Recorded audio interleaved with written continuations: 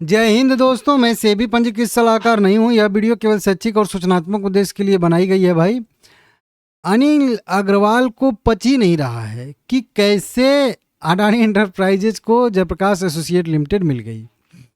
अभी भी उनका बयान यहाँ पे 29 मार्च 2026 को आया है 3 PM के आसपास कि अनिल अग्रवाल का कहना है कि वेदांता को जेपी ग्रुप की संपत्ति की बोली में लिखित जीत मिली थी, जिसे बाद में बदल दिया गया। इनको लग रहा था कि लग रहा है कि हमको तो मिल ही गई थी, एकदम लिखित था वो, तो एकदम हमने ज़्यादा बोली लगा दी थी, तो वो तो हमारी ही थी कंपनी। अब उसको बाद में पलट दिया गया है और गौतम अडानी का एकमात्र समूह था जिसने बोली लगाई थी और फिर उसके बाद उनकी बोली को मंजूरी सीओसी की तरफ से दे दी गई। अब ये कह नहीं पा रहे हैं कि घूस लेके दिया गया है बोली, अडानी एंटरप्राइजेज को, समझ रहे हो? तो और ये मैं आप लोगों को, अगर आप एकदम नॉर्मल व्यक्ति हो तो भी मैं आपको ये चीज़ समझा चुका हूँ कि सीओसी ने क्यों अनिल अग्रवाल की वेदांता की बोली को ठुकराया और क्यों अडानी एंटरप्राइजेज की बोली को स्वीकार किया। एकदम सिंपल, इसमें बहुत सारा दिमाग ही नहीं लगाना है, ठीक है ना? कहीं भी आपका कोई पैसा फंसा है, कहीं पे भी आप एक व्यक्ति मान के चलिए, आप ही हो, ये आप हो, मैं नहीं हूँ, आप हो। आपने किसी भी एक व्यक्ति को पैसा दिया है या उससे पैसा आपको लेना है और एक मीडिएटर बीच में मैं आता हूँ, आपसे समझौता कराता हूँ, ठीक है ना? तो और एक और व्यक्ति आता है, समझौता कराता है। 2 व्यक्ति आपका समझौता करा रहे हैं, मैं एक समझौता कर रहा हूँ, एक और व्यक्ति। मैं बोल रहा हूँ कि इस व्यक्ति से मैं, आपका मान लेते हैं कि 100 रुपये बकाया था, मैं बोल रहा हूँ कि मैं इस व्यक्ति से 90 रुपया पैसा आपको जो है अभी दिलवा दूंगा। जस्ट आप हाँ बोलो, मैं अभी दिलवाता हूँ। हाँ, आपको बस कहना है, हाँ कहिए, 90 रुपया अभी मैं दिलवा दूंगा।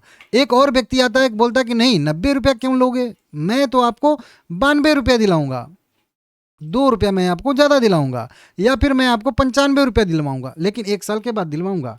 ध्यान दीजिएगा, 1 साल के बाद दिलवाऊंगा, 95 रुपया दिलवाऊंगा।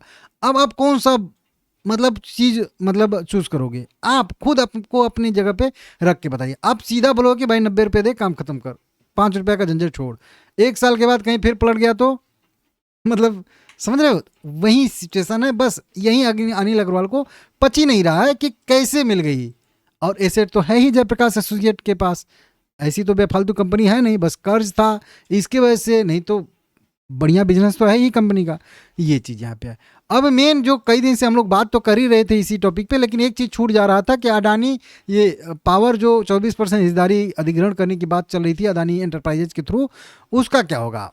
जब ये वेदांता ने अपील कर दिया है, तो अगर एनसीएलटी में अगर वेदांता जीत जाती है, तो मैं कल इसका बताया था आप लोगों को अजम्पशन कि क्या हो सकता है आगे, तो फिर अडानी ये जेपी पावर का हम लोगों का क्या होगा? क्योंकि अभी तो जेपी पावर ही फार्म में है, अभी तो जेपी एसोसिएट का काम खत्म ही हो गया है और हमको अडानी एंटरप्राइजेज, अडानी पावर से, अडानी गैस से, अडानी पोर्ट से कुछ लेना देना नहीं है। हाँ, जिनके पास शेयर होगा उनको लेना देना है।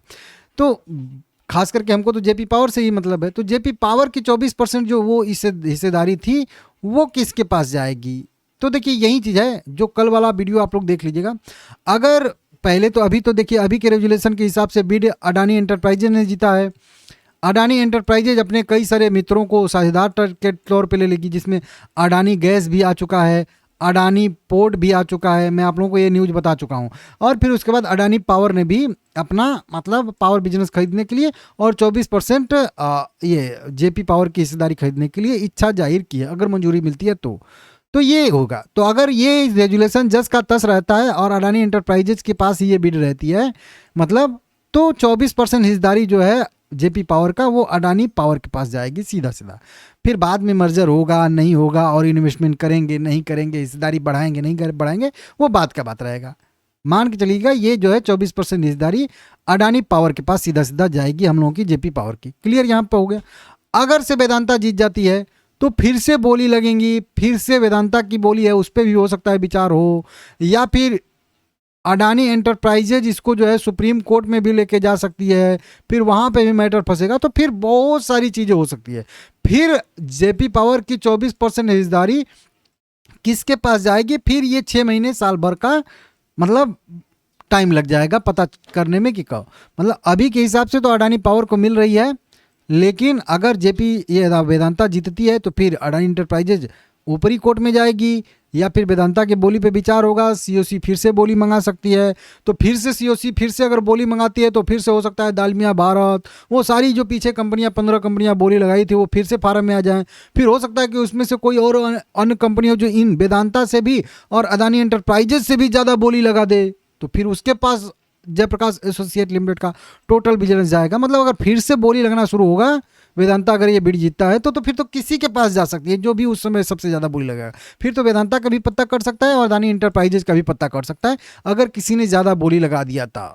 मतलब तो क्योंकि जिंदल पावर भी उस समय था, डालमिया भारत तो था ही, मतलब कई सारी बड़ी बड़ी कंपनियां थी, बाबा रामदेव की पतंजलि भी थी उस समय।